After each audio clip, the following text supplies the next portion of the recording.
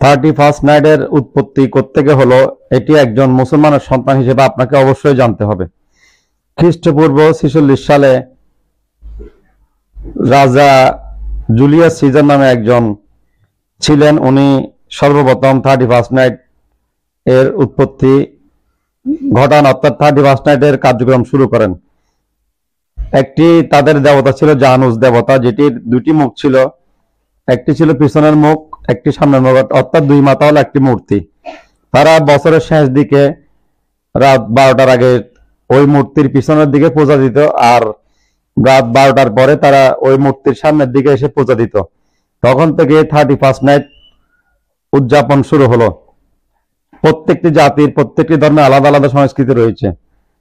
এখন বর্তমানে কোনো মুসলমানের সন্তানকে যদি একটি দুই মাথাওয়ালা মূর্তির সামনে পূজা করতে বলা হয়, তারা রাজি হবে না। কিন্তু পকারান্তরে অত্যন্ত সুকৌশলে শয়তান আমাদেরকে এই মূর্তি পূজা আমাদেরকে করাচ্ছে। রাসূল সাল্লাল্লাহু আলাইহি ওয়াসাল্লাম বলেছেন, এমন একটি যুগ আসবে আমার উম্মতেরা হাতে হাতে বিগতে চলায় বলায় উঠায় বসা লেনদেনে সংস্কৃতি সব দিকে ইহুদি নাসারা অনুসরণ করবে, বিধর্মীদের অনুসরণ করবে। তারা যদি সাতের গর্তে ঢুকে আমার উম্মতেরা সাতের গর্তে ঢুকবে, নাউযুবিল্লাহ। রাসূল সাল্লাল্লাহু আলাইহি ওয়াসাল্লাম আরো বলেছেন,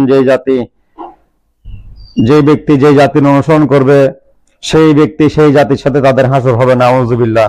আমাদের ওটা বসা লেনদেন, বিয়ে শাদী, আমাদের উদযাপন যদি ইহুদি নাসারা সংস্কৃতির সাথে মিলে যায়, বিধর্মীদের সাথে মিলে যায়, খ্রিস্টানদের সাথে মিলে যায়, তাহলে আমাদের হাসর যদি তাদের সাথে হয়, তারা যদি জাহান্নামে যায়, আমরাও জাহান্নামে যাবো, নাউযুবিল্লাহ। সুতরাং কোন মুসলমানের সন্তান 31st নাইট উদযাপন করতে পারে না, এবং এটি একটি শিরকে আকবর। পকারান্তরে 31st নাইট উদযাপন করা ওই মূর্তির পূজা করারই সমান।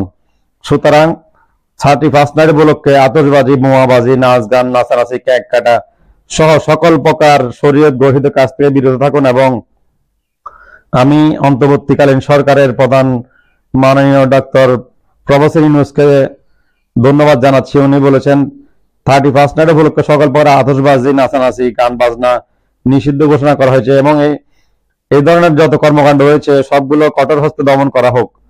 সুতরাং আপনি নামাজ, রোজা, হজ, যাকাত যতই কিছু না করেন না কেন, আপনার সংস্কৃতি, আপনার লেনদেন, আপনার বিয়ে শাদী, আপনার পছন্দ অপছন্দ, আপনার জীবনের পূর্ণাঙ্গ জীবন যদি আপনি ইসলামের প্রবেশ না করেন, তাহলে আপনি পরিপূর্ণ মুসলমান হতে পারবেন না। আল্লাহ রাব্বুল আলামিন সূরা বাকারার মধ্যে বলেছেন, ও আমার বান্দারা, তোমরা পরিপূর্ণরূপে ইসলামে প্রবেশ করো, একটু একটু প্রবেশ করো না, কিছু মানবে কিছু মানবে না, তাহলে তোমরা প্রকাশ্য শয়তানের অনুসরণ করছো। সুতরাং পরিপূর্ণরূপে ইসলামে প্রবেশ করতে হবে, কিছু মানবো কিছু মানবো না সেটা হবে না। আমার লেনদেন, আমার ব্যবসা, আমার বিয়ে শাদী, আমার উঠা বসা, আমার পছন্দ অপছন্দ সবকিছু নিয়ে আমাকে ইসলামে প্রবেশ করতে হবে।